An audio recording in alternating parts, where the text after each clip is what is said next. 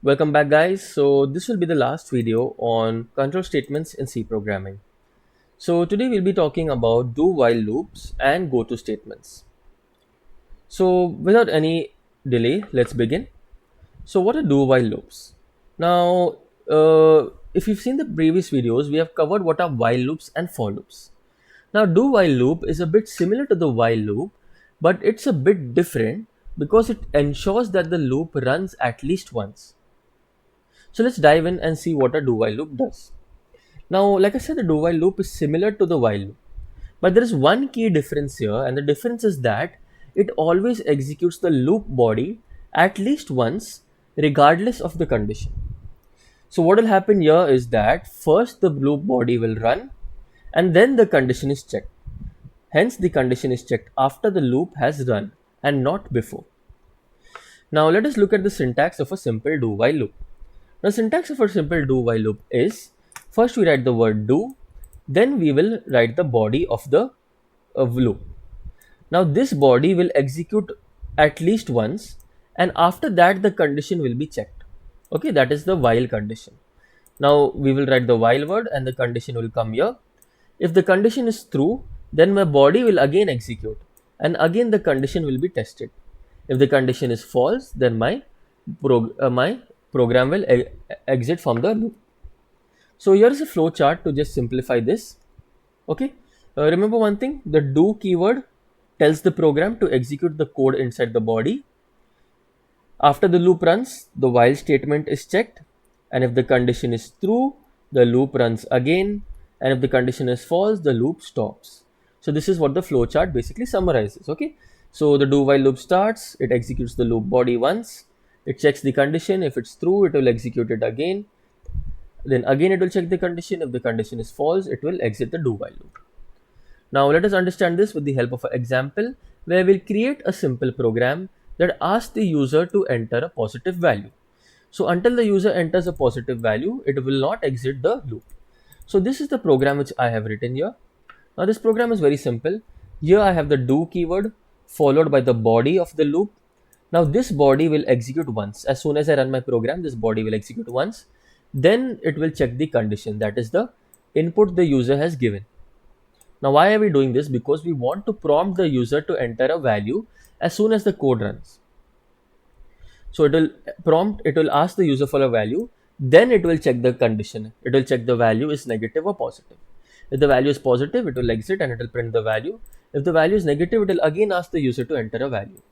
So let's go ahead and compile and run this code. So as you can see, what happened here is as soon as I run the code, the body of the do while loop executed once and it asks me for an input. Now if I enter a negative number, it will again ask me. Okay. Now if I enter a positive number, the condition will become false and it will exit the loop. So this is how I can use a do while loop to basically run the body of the loop at least once before checking the condition. Now, a few points to remember when working with do while loops is that the do while loop guarantees at least one iteration. And this is helpful when we need to execute code at least once before evaluating a condition.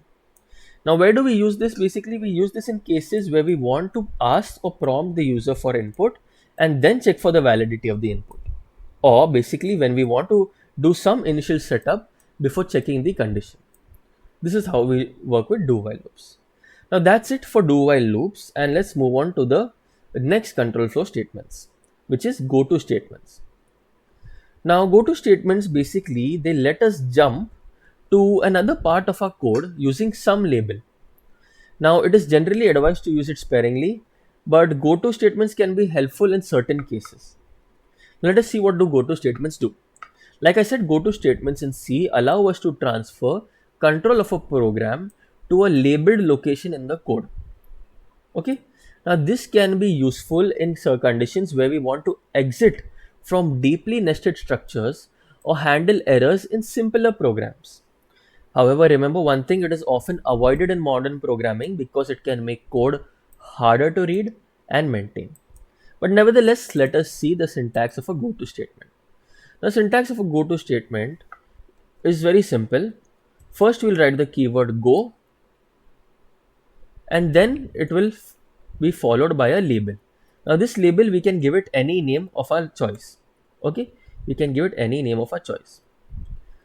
So what will happen is, uh, after once I mention this go to, sorry, it is a go to statement, not go. Once I mention the keyword go to, it will basically jump to this label. My flow will jump to this label, and wherever this label is mentioned in my program, that is the name of the label, I will also write some code that the label will execute. Okay, as soon as it jumps to this label, my control will go to that part of the program, and I will execute some code at this destination. Okay, so let us try to understand this better by doing an example. So what will happen is, let's take a number. We'll ask the user to enter a positive number.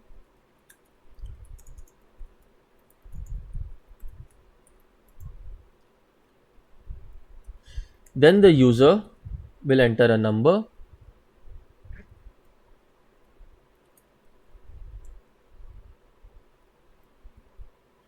And what I will do is, I will check the number here. Now, if the number is 0, it means the user has entered a negative number. Now, what I want to do here is, if the number is 0, I basically want to execute some other code. Sorry, if the number is less than 0, I want to execute some other code. So what I will do is, I will just write a go to statement here, and I'll give a label. Now I haven't defined this label anywhere, so let's define this label. Let's define it in the same function at the end. Okay, and this label will run some code. It will print error negative number entered. Okay, if the user enters a negative number, it will jump to this label and it will execute this code. Otherwise, if the user enters a positive number, what will happen is, the if statement will be false, and it won't jump to that label, and it will go to the next statement, that is, I have entered a positive number. So I've entered a positive number,